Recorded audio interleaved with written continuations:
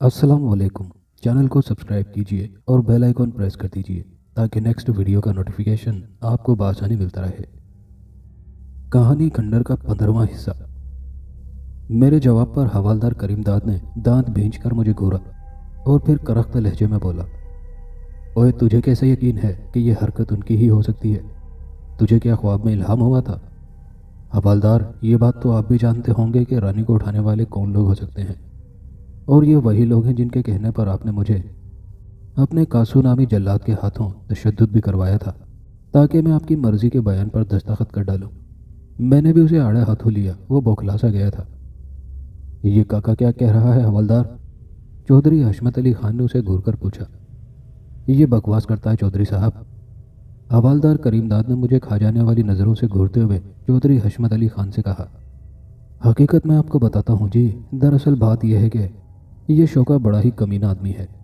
इसने आपके और चौधरी नियाज वगैरह के बीच झगड़ा करवाने का सोच रखा है। जब शुरू शुरू में हमने इसे चौधरी आलम खान के कत्ल के इल्ज़ाम में गिरफ्तार किया था तो इस मरदूद ने यही बयान दिया था कि इसने चौधरी आलम खान का कत्ल आपके कहने पर किया है। मैं हवालदार करीमदाद के सफ़ेद झूठ पर खौल उठा। ये झूठ है चौधरी साहब, मैंने एहतजाजन चिल्लाकर बोला।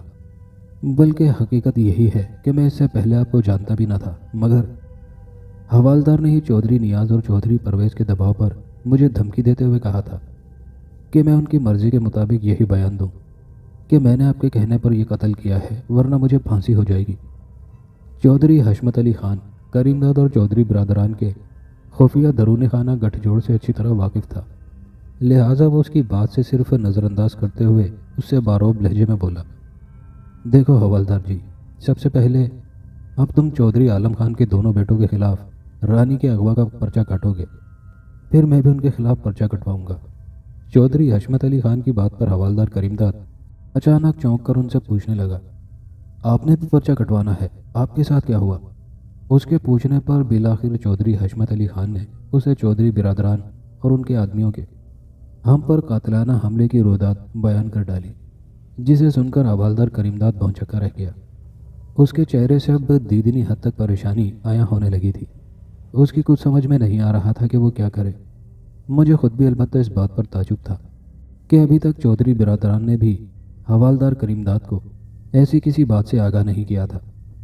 इधर चौधरी हशमत अली खान हवालदार करीमदाद को मुतज़ब्ज़ब पाकर बोला, अच्छा चल, रानी के अगवा पर उन दोनों भाइयों के खिलाफ पर्चा तो काट ले, उन दोनों से मेरे आदमी खुद ही निमट लेंगे। जबरन कराहन हवालदार करीमदाद ने चौधरी हशमत खान से कहा, देखिए चौधरी साहब, बात दरअसल ये है कि मैं खुद भी मजबूर हूँ। अभी मैं चौधरी आलम खान के कातिल को ही गिरफ्तार नहीं कर सका हूँ, फिर उल्टा मकतूल के बेटों की भी महज रानी के अगवा के शुबे में गिरफ्तारी के अहकाम जारी कर दूँ। इस तरह तो मेरे लिए भी मुश्किल पड़ जाएगी चौधरी साहब। आप समझदार आदमी हैं, ज़रूर मेरी मजबूरी को समझने की कोशिश करेंगे। तो ये बात है। चौधरी हशमत गहरी हुंकारी भरते हुए बोला, अच्छा तो ठीक है, फिर ये मामला हम खुद ही हल कर लेंगे, मगर तुम बीच में मत आना हमारे, समझ गया ना तू? ये कहकर वो पलटे और हम बाहर आ गए। फिर मैंने उनसे इजाज़त चाही तो वो हैरत से मेरी तरफ देखकर बोले, ओए काके शोके, तू पागल तो नहीं हो गया है? वो दोनों तेरे खून के प्यासे हो रहे हैं, तेरी जान को भी खतरा है। तू किधर जाएगा? चल हमारे साथ, आज से तू हमारे साथ ही रहेगा। चौधरी साहब, आपकी बड़ी मेहरबानी। वो बात यह है कि मेरा ताया अकबर खान बहुत परेशान हो जाएगा। वो बेचारा तो अपनी बेटी की गुमशुदगी से बिल्कुल टूट चुका है। ऐसे में उसे मेरे सहारे की ज़रूरत है। आप मेरी फ़िक्र ना करें, मेरा अल्लाह मेरे साथ है। ओए काका, तू वाकई बड़ा जीदार है। वो फ़ख्र से मेरा कंधा थपथपा कर बोले, अच्छा फिर जैसे तेरी मर्ज़ी, मगर हमसे मिलते जुलते रहना, रानी का भी कुछ सोच लेंगे। ये कहकर वो चले गए और मैं वापस अपने घर की तरफ लौट गया। मगर फिर सोनी का ख्याल आते ही मैं सीधा मुरादे की घर की तरफ हो लिया। शाम होने वाली थी। दूर उफ्तादा देहातों में वैसे ही सरे शाम ही रात का गुमान होने लगता था।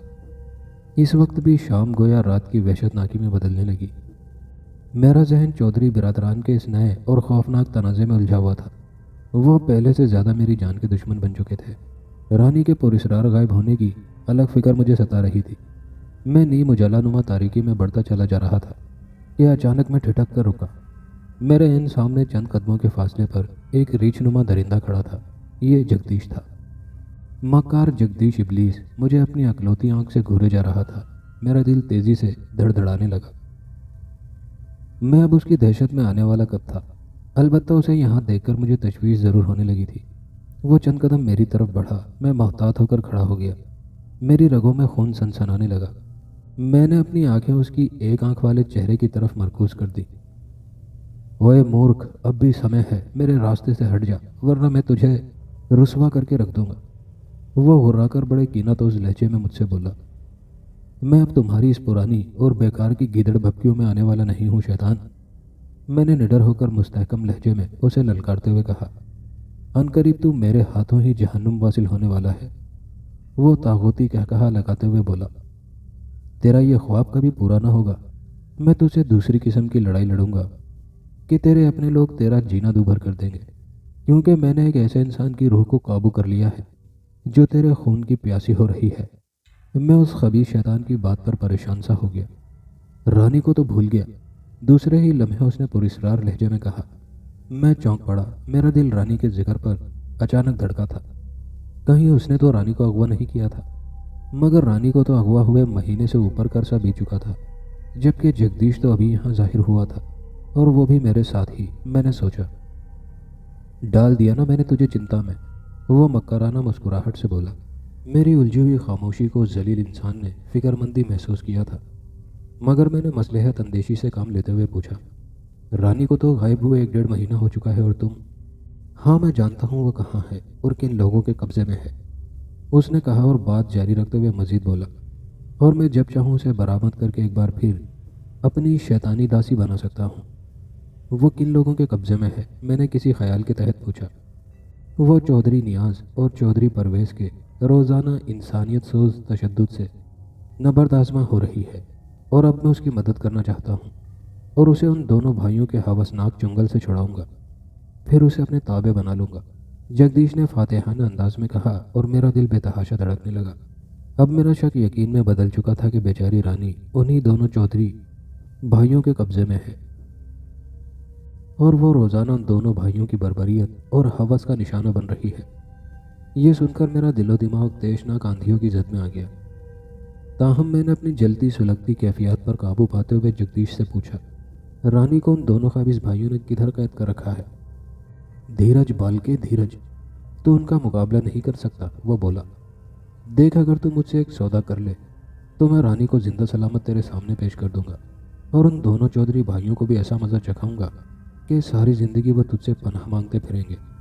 कैसा सौदा, बता मुझे। मैंने उसे घूर कर पूछा। तू मेरे और सोनी के रास्ते से हट जा, उसने कहा, और मैं गैज़ आलूद लहजे में बोला। हरगिज़ नहीं। अगर तूने दोबारा सोनी की तरफ आंख उठाकर देखा तो मैं तुझे जिंदा नहीं छोड़ूंगा। वो मेरी बात पर एक बेहंगम कहकहा लगाते हुए बोला। ओ बालक, तू मेरा बाल भी बीका नहीं कर सकता। तू मेरा रास्ता खोटा कर सकता है, मगर मुझे फना के घाट नहीं उतार सकता। मैं उसकी खुशफहमी दूर करते हुए जहरीली मुस्कुराहट से बोला। ओए खबीस शैतान, तू चेलाराम का हशर भूल गया, जिसे हमने जलाकर खाकिस्तर कर डाला था। मैं अच्छी तरह तेरी मौत का राज जान गया हूँ। आग, जलती सुलगती आग, यही तुझे हलाक कर सकती है। मेरी इस बात पर जगदीश की सारी अकड़ फूं जाती रही। उसके चेहरे के बदलते हुए तासुरात मुझे इस बात का पूरा यकीन दिला रहे थे कि यह खबीस शैतान भी आग के जरिए ही नेस्तो नाबूद हो सकता था, क्योंकि जब ठाकुर दयाल सिंह ने मेरे जरिए चेलाराम के दास गोवर्धन को पकड़ा था, तो गोवर्धन ने अपने गुरु घंटाल चेलाराम के बारे में यह राज बताया था कि सिवाय आग के उस शैतान का कोई कुछ नहीं बिगाड़ सकता। लिहाजा फिर बाद में मुझे भी ये इदराक हुआ था कि चेलाराम की तरह जगदीश भी सिर्फ एक ही तरीके से हलाक हो सकता था, और ये तरीका आग था। इसी तरह अगर मैं जगदीश को भी चेलाराम की तरह आग में झोंक देता तो यकीनन उस खबीस का भी चेलाराम की तरह ही हशर हो सकता था, मगर मुझे ऐसे मौके की तलाश थी। तू अब मेरे लिए बहुत ख़तरनाक होता जा रहा है बालके।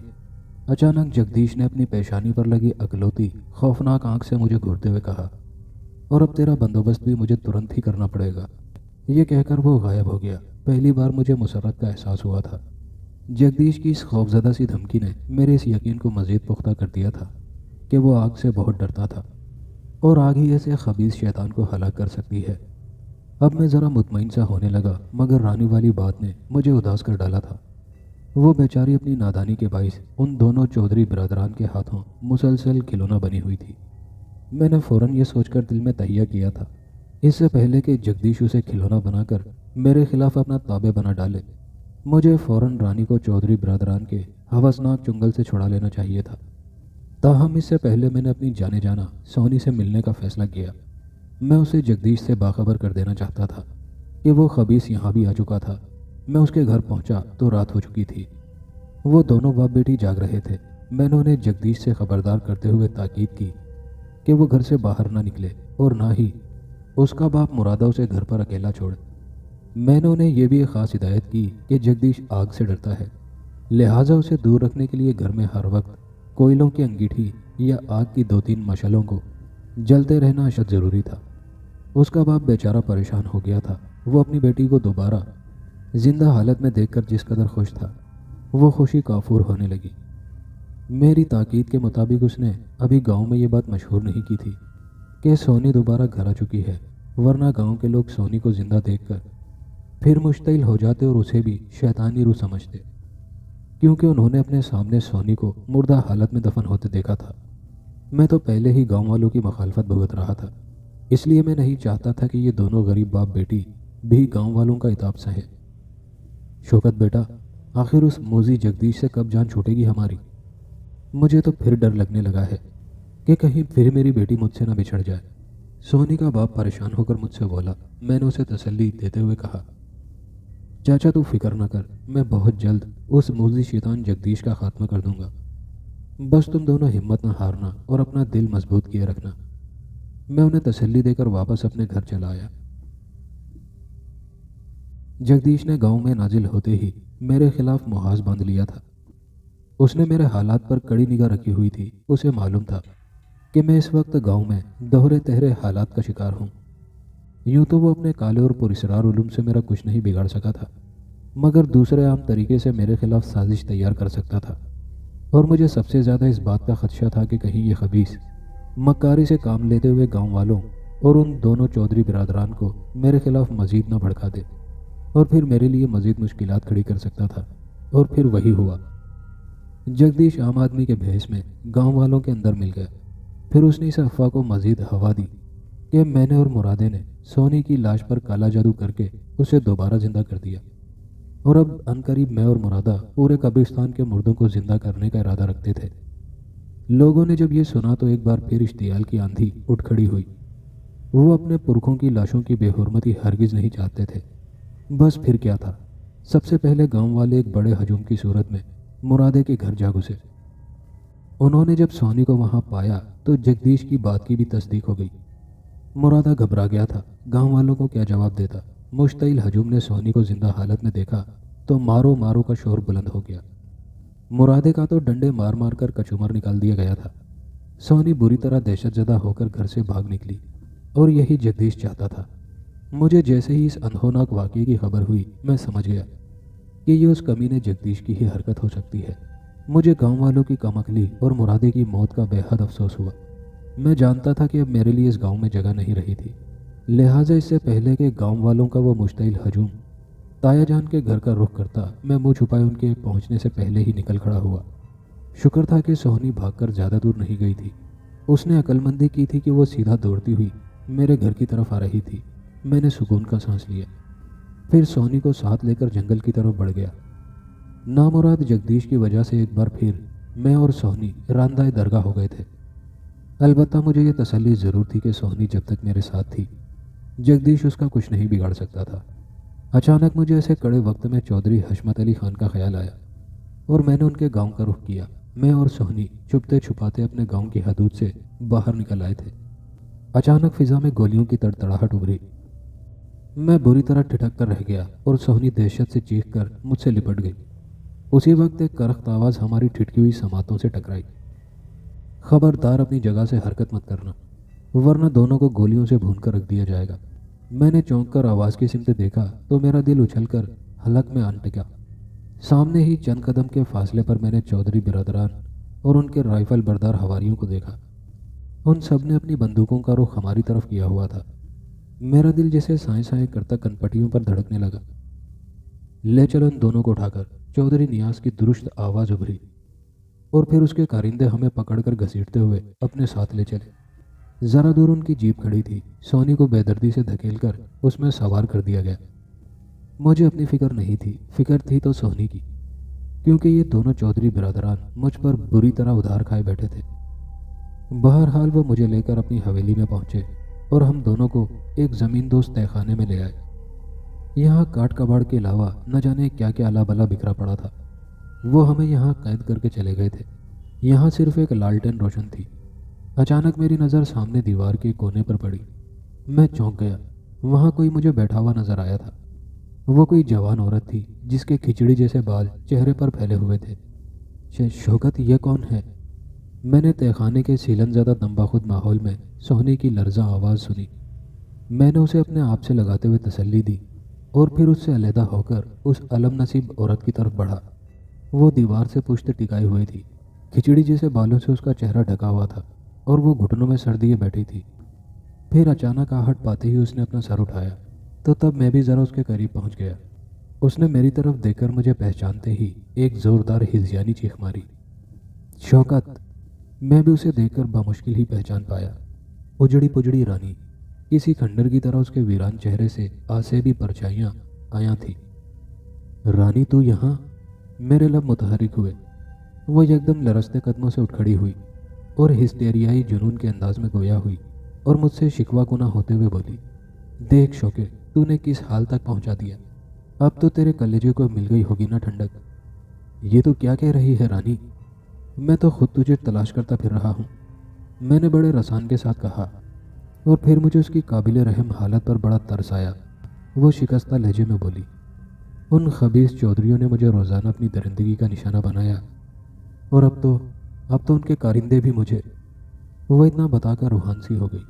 मारे रिक्कत के वो अपना जुमला भी पूरा ना कर सकी और बेख्तियार अपने दोनों हाथों से अपना चेहरा ढांप कर फूट फूट कर रो दी।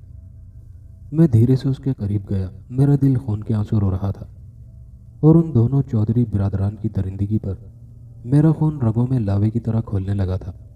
मैंने धीरे से रानी को छुआ और मुलायमत आमेजी से बोला, रानी, तेरे साथ जो कुछ हुआ मुझे इसका बेहद अफसोस है। तू फिक्र न कर रानी, अल्लाह हमें इस मुश्किल से ज़रूर निकालेगा। शौके, अल्लाह के वास्ते मुझे जहन्नुम से निकाल दे, बहुत जुल्म होता है मुझ पर यहाँ। उसके लहजे में उदासी और दर्द अंगेज फरियाद पर मेरा दिल खून के आंसू रोने लगा। मैंने फिर उसे तसल्ली देते हुए कहा, रानी, तू ज़रा हौसला कर, मैं इंशाअल्लाह तुझे ज़रूर यहाँ से निकाल कर ले जाऊँगा। उसने एक चौंकती हुई निगाह मेरे चेहरे पर डाली, फिर ज़रा परे खड़ी सोनी को देखकर मुझसे बोली, ये कौन है? मैं ज़रा खामोशी के बाद बोला, ये सोनी है। कि क्या जगदीश मर गया? वह अजीब चौंकते हुए लहजे में बोली। उसे मालूम था कि सोनी कौन थी और किसके कब्जे में थी। ताहम मैंने उसके चेहरे के एकदम बदलते हुए तासुरात से अंदाज़ा लगाया कि वो सोनी को मेरे साथ देखकर ज़रा भी खुश नहीं हुई थी, क्योंकि वो जानती थी कि मैं दरअसल सोनी से ही असल मोहब्बत करता था। और फिर ये भी कि मैंने सोनी को जगदीश की कैद से छुड़ाने का किस कदर मजबूत अज़म कर रखा था। यही सबब था कि सोनी को जिंदा सलामत देखकर वो हसद में मुब्तला होने लगी थी। नहीं, अभी वो खबीस शैतान जगदीश जिंदा है, मैंने धीरे से जवाबन कहा तो वह एकदम हिस्टेरियाई अंदाज में नागन की तरह फुंकारती हुई सोनी की तरफ लपकी और मैं जब तक उसे संभालता वो सोनी को दबो चुकी थी। रुका मैं भी नहीं था। तूने मेरा शौकत छीन लिया, तेरी वजह से आज मैं दरबदर हुई, मैं तुझे जिंदा नहीं छोड़ूंगी। वो हिजियानी अंदाज में चीखती हुई सोनी को नोचने खसूटने लगी। सोनी बेचारी हैरान परेशान अपना दिफा करने लगी। इतने में मैं भी उसके करीब जा पहुंचा और रानी को बाजू से पकड़कर एक झटके से अलग किया और गुस्से से बोला, ये क्या हरकत है रानी, क्या तू पागल हो गई है? हाँ, मैं पागल हो गई हूँ, वह जुनूनाना अंदाज में बोली। याद रख शौके, मैं आज तुम दोनों की वजह से बेइज्जत हुई हूँ, मैं तुम दोनों को भी चैन से नहीं रहने दूंगी। वो फिर हिस्टेरियाई अंदाज में चिल्लाने लगी, जगदीश, अजीम जगदीश, आ मेरी मदद कर। वो जगदीश को पुकारने लगी तो मैंने उस पर लानत भेजी। अचानक दीवार पर एक भयानक साया उभरा और रीछनुमा एक हेवला उछलकर तहखाने में आ गया। ये जगदीश था जिसे देखकर सोनी के हलक से बेख्तियार खौफजदा सी चीख निकल गई और वो मेरे साथ चिमट गई। जगदीश को देखकर रानी के चेहरे पर खुशी के आसार उमड़ आए। जगदीश, तूने मुझे पुरस्कार ताकतों से नवाजने का वादा किया था ताकि मैं अपने महबूब दुश्मन से इंतकाम लूं। अब वो वक्त आ गया है। मुझे इसने कहीं का नहीं छोड़ा। अपना वादा पूरा कर जगदीश। जगदीश ने उसकी तरफ एक लंबे फल वाला छुरा फेंका और उससे बोला, तू चिंता न कर मेरी दासी, मुझे अपना वचन याद है।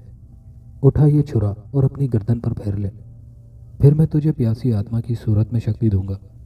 जगदीश के हुक्म देने की देर थी। रानी ने फौरन उसके हुक्म की तामील की और छुरा उठा लिया। मैं अपनी जगह हक्का बक्का सा खड़ा रह गया। फिर मेरे देखते ही देखते रानी ने जगदीश का फेंका हुआ छुरा उठाया और अपनी गर्दन पर फेर लिया। सोनी के हलक से दहशत के मारे चीख बुलंद हो गई और उधर मैं भी अपनी जगह सोन होकर रह गया। रानी के हलक से खरखराती हुई आवाज़ उभरी। उसकी गर्दन से बलबल खून बहने लगा था। छुरा उसके हाथ से छूटकर गिर गया था और फिर वो खुद भी ज़मीन पर गिरकर माँ ही बेआब की तरह तड़पने लगी थी। फिर मैंने देखा कि जगदीश ज़ेरे लब उस पर कोई मंत्र पढ़कर फूंकने लगा। तब फिर रानी का जख्मी और खून आलूद वजूद अचानक गायब हो गया और इसके साथ ही जगदीश का भी खौफनाक भारी भरकम वजूद भी नज़रों से ओझल हो गया था। तहखाने के महदूद माहौल में अचानक आसाब शिकन सन्नाटा छा गया। सोनी अभी तक मेरे साथ चिपकी खड़ी खिजा रसीदा पत्ते की तरह कांप रही थी। मैंने उसे हौसला दिया। मैं खुद भी गुमसुम सा खड़ा था। ज़रा देर गुजरी तो मैंने सामने एक छवि उभरते देखी। मैं चौंक गया। वो रानी की छवि थी जो अब रफ्ता रफ्ता उसके पूरे वजूद में ढलने लगी। ज़रा देर बाद ही रानी मुजस्सम मेरे सामने खड़ी थी। अब उसके चेहरे से तकलीफ़ और कर्ब की बजाय गहरी तमानियत भरी परछाइयाँ हलकोरे ले रही थी। उसकी आंखों में इंतकाम और जुनून की दहकती आग रोशन थी, जिसकी वजह से उसका वजूद बदला बदला सा महसूस होने लगा। अचानक दरवाजे पर आहट उभरी। हम चौंक गए। तहखाने के दरवाजे से वो दोनों चौधरी बिरादरान अंदर दाखिल हुए। उनके हमरा 4 लहीम शहीम मुसल्लह कारिंदे भी थे। रानी उनको देखकर सुलग उठी और गुर्राहट आमेज चीख के साथ चौधरी नियाज और चौधरी परवेज पर झपटी। उस लम्हे उन चारों कारिंदों ने रानी को दबोच लिया। रानी तो पहले ही उन पर उधार खाई बैठी थी। फिर मेरी आंखों ने एक हैरतनाक मंजर देखा। रानी ने एक कारिंदे की गर्दन पर दांत गाड़ दिए। वो हलक के बल लर्जाखेज अंदाज में चीखा। बाकी तीनों ने रानी पर बंदूकें तान ली। रानी ने शोला बरसाती नज़रों से उन्हें घूरा और बारी बारी अपने दोनों हाथों से उनकी गर्दनें दबोच लीं। उन्होंने बंदूक की लबलबी दबा दी। तहखाने के महदूद माहौल में कान फाड़ धमाके उभरते और बारूद की बू फैलती गई, मगर रानी अपनी जगह सही सलामत खड़ी थी। वो लोग उसे जिंदा देखकर भौचक्के से रह गए। रानी ने दोनों कारिंदों की गर्दनें दबोचकर उन्हें बेपनाह कुव्वत के साथ तहखाने की दीवार से दे मारा। उनके हलक से भयानक चीख उभरी। चौथे का भी रानी ने यही हशर किया। उधर दोनों चौधरी बिरादरान समझ गए कि रानी पर जिन चढ़ चुका है। वो दोनों भागे तो रानी ने उनको रास्ते में ही छाप लिया। वो चौधरी नियाज था। रानी अपनी खून आलूद बाँछें फैलाए जहरीली मकरू हंसी के साथ बोली, क्यों चौधरी, तूने मेरी इज्जत खराब की है, अब इसका हिसाब भी दे। मुझे माफ़ कर दो, मुझे माफ़ कर दो, चौधरी नियाज दहशत से कपकपा कर बोला। हाँ, तुझे माफ़ कर दूंगी, मगर तेरा खून पीने के बाद। रानी ने अंगारा बरसाती आंखों से उसे घूर कर कहा और फिर उसकी खून टपकाती बाँछों से खौफनाक नोकीले दांत झांकने लगे और फिर वही दांत उसने चौधरी नियाज की गर्दन पर गाड़ दिए। उसके हलक से भयानक चीख खारिज हुई और वह नीचे गिर गया। रानी झुककर उसका खून चूसने लगी। सोनी और मैं दम बखुद खड़े ये लर्ज़ाखेज़ मंजर देख रहे थे। उस बदबख्त मरदूद जगदीश ने रानी को अपनी शैतानी ताकतों से खून आशाम डायन बना डाला था। मुझे खुद भी अब रानी से शदीद ख़तरा महसूस होने लगा था। मैंने सोनी का हाथ पकड़ा, दरवाजे की तरफ दौड़ा। मेरे अकब से रानी की खौफनाक चीख उभरी थी, मगर मैंने जल्दी से बाहर निकलकर तहखाने का दरवाज़ा बंद कर दिया। पूरी हवेली में भगदड़ मच गई। चौधरी परवेज़ के कारिंदों ने हमें फिर दबोच लिया था। चौधरी परवेज़ भी वहीं खड़े रोए जा रहा था। उसे शायद अपने बड़े भाई चौधरी नियाज के भयानक अंजाम के बारे में लर्ज़ाखेज़ अंदाज़ा हो चुका था। मैंने चौधरी परवेज़ से कहा, चौधरी जी, मैंने तहखाने का दरवाज़ा बंद कर दिया है, उसे अब मत खोलना। रानी एक खून आशाम डायन बन चुकी है, वरना वो हम सबको मार डालेगी। और ये रानी एकदम डायन कैसे बन गई? चौधरी परवेज़ ने खुद पर काबू पाते हुए पूछा, तो जैसे मुझे अपनी सफाई पेश करने का मौका मिल गया हो। मैं जल्दी से बोला, चौधरी जी, आप तो मेरी बात का यकीन ही कब करते थे। جو میں آپ کو ساری بات بتاتا۔ اب بھی وقت ہے چودھری جی، میری بات پر بھروسہ کریں، ورنہ ہم سب اس شیطان جگدیش کی کارستانیوں کی بھینٹ چڑھ جائیں گے۔ میری بات پر پہلی بار اکھڑ مزاج چودھری پرویز کے چہرے پر پرسوچ تاثرات ابھرے اور وہ میری طرف دیکھ کر بولا، تو پھر بتا مجھے یہ سارا کیا چکر ہے؟ یہ جگدیش شیطان کون ہے؟ جواباً میں نے بات بتانی شروع کی۔ چودھری جی، یہ جگدیش ایک بہت بڑا شیطانی جادوگر ہے اور میں نے اسے ختم کرنے کی قسم کھا رکھی ہے، کیونکہ اس کی وجہ سے میں اب تک مصیبتوں کا شکار رہا ہوں۔ اس نے سب سے پہلے رانی کے ذریعے آپ کے والد بڑے چودھری عالم خان کا قتل کروایا، پھر اب آپ کے بڑے بھائی چودھری نیاز کو بھی بے دردی سے قتل کر ڈالا۔ رانی اپنی بے وقوفی کی وجہ سے اس کی داسی بن چکی تھی، اور اب تو اس نے جگدیش کے کہنے پر خود ہی اپنی جان کا خاتمہ بھی کر ڈالا تھا، کیونکہ جگدیش نے میرے سامنے اسے حکم دیا تھا کہ اگر وہ اپنے ہاتھوں سے اپنی جان کا خاتمہ کر ڈالے تو وہ اس کی روح کو قابو کر لے گا اور اسے پراسرار شیطانی طاقتوں سے مالا مال کر دے گا۔ در حقیقت رانی مجھ سے شادی کرنا چاہتی تھی، مگر میں سونی سے پیار کرتا تھا، جسے مردود و ملاؤن جگدیش نے اپنی قید میں رکھا تھا، تاکہ خاص وقت پر اس پر کالا منتر کر کے خود کو ناقابل تصویر قوتوں کا مالک بنا ڈالے۔ مگر میں نے اپنی جان جوخم میں ڈال کر اللہ کے حکم کی طاقت سے اس کا شیطانی منصوبہ ادھورا کر ڈالا ہے۔ اب وہ رانی پر اپنا کالا علم کر کے اسے میرے پیچھے لگا چکا ہے، مگر اب وہ آپ کے لیے بھی خطرناک بن چکی ہے اور آپ سے اپنی بے عزتی کا بدلہ لینا چاہتی ہے۔ اس لیے اس نے آپ کے کارندوں اور چودھری نیاز کا بے دردی سے خون کر ڈالا ہے۔ اس کی وجہ سے آپ کو اور میرے گاؤں والوں کو غلط فہمی ہو گئی ہے کہ میں خود ایک کالے منتروں کا پجاری ہوں، اور آپ سب لوگ ہاتھ دھو کر میرے پیچھے پڑ گئے، اور یہی وہ مردود جگدیش چاہتا ہے، تاکہ وہ آپ لوگوں کے دل میں میرے خلاف غلط فہمی بھر کر مجھے اپنے راستے سے ہٹا سکے، جبکہ یہ بات صرف میں ہی جانتا ہوں کہ جگدیش کس طرح ہلاک ہو سکتا ہے۔ یہ سب بتاتے ہوئے میں نے چودھری پرویز کو سرحد پار کی ریاست کے ٹھاکر دیال سنگھ اور چیلا رام کے بارے میں بھی بتایا۔ میری بات سن کر چودھری پرویز کے چہرے سے ہوائیاں اڑنے لگی۔ میں دل میں خدا کا شکر ادا کر رہا تھا کہ شاید اب اسے عقل آ جائے۔ وہ چند لمحے پریشانی اور خاموشی کے بعد جھلا کر بولا، اب مجھے یہ بتا کہ اس ڈائن رانی سے کس طرح پیچھا چھڑایا جائے۔ چودھری صاحب، اب وہ میرے علاوہ سونی اور آپ کی بھی جان کی دشمن بن چکی ہے، میں نے کہا، اور اسے ہلاک کرنے کا یہی طریقہ ہے کہ کسی طرح تہہ خانے میں آگ لگا دی جائے، کیونکہ یہ شیطان آگ کے سامنے بے بس ہو جاتے ہیں۔ تہہ خانے میں آگ لگا دیں؟ یہ کیسے ہو سکتا ہے؟ اس طرح تو ہماری پوری حویلی جل کر خاکستر ہو جائے گی، چودھری پرویز پریشان کن تشویش سے بولا۔ تو میں نے کہا، چودھری صاحب، اس کے علاوہ اور کوئی چارہ بھی نہیں ہے، ہمیں یہ رسک تو لینا ہی پڑے گا، ورنہ ایک بار اگر وہ خون آشام ڈائن تہہ خانے سے آزاد ہو گئی تو پھر وہ ہم میں سے کسی کو بھی زندہ نہیں چھوڑے گی، میں نے آخر میں اسے ڈراتے ہوئے کہا۔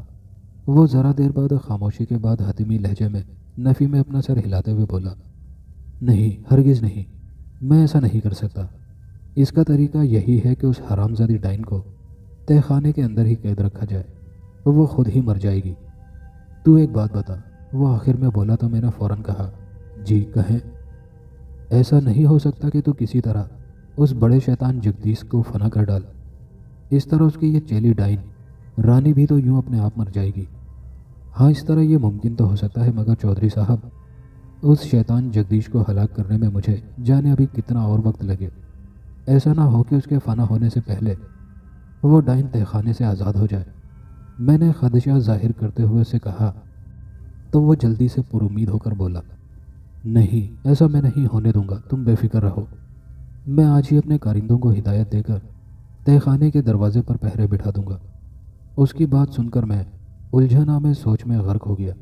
مجھے اب جگدیش سے زیادہ رانی کا خطرہ محسوس ہونے لگا تھا، اور میں پہلے یہی چاہتا تھا کہ جگدیش سے پہلے پہل کسی طرح رانی کا خاتمہ ہو جائے، کیونکہ خدشہ تھا کہ اگر ایک بار رانی، جو اب ایک خوفناک اور خون آشام چڑیل بن چکی تھی، وہ تہہ خانے سے باہر نکل آئی تو چودھری پرویز تو اپنی جان سے جاتا، اس کے ساتھ ہی سونی اور میری جان کو بھی خطرہ لاحق ہو جاتا۔ کیا سوچنے لگے اب تم؟ مجھے پرسوچ خاموشی میں پا کر اچانک چودھری پرویز نے پوچھا۔ میں اسے کیا جواب دیتا؟ میں خود گھومگو میں مبتلا تھا۔ چودھری صاحب، اگر آپ اس ڈائن کو قید میں ہی رکھنا چاہتے ہیں تو یہی صحیح، اب میں چلتا ہوں۔ जगदीश जैसे ही मुझसे भिड़ने की कोशिश करेगा, मैं उससे मुकाबला करने की कोशिश करूंगा। अब तुम किधर जाओगे? उसने अजीब से लहजे में पूछा।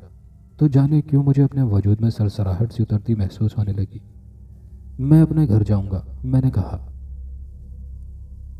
दोस्तों, ये कहानी अभी जारी है। कहानी का बाकिया हिस्सा अगली किस्त में मुलाहिजा कीजिएगा। और अगर चैनल को सब्सक्राइब नहीं किया तो चैनल को सब्सक्राइब कर लीजिए। शुक्रिया।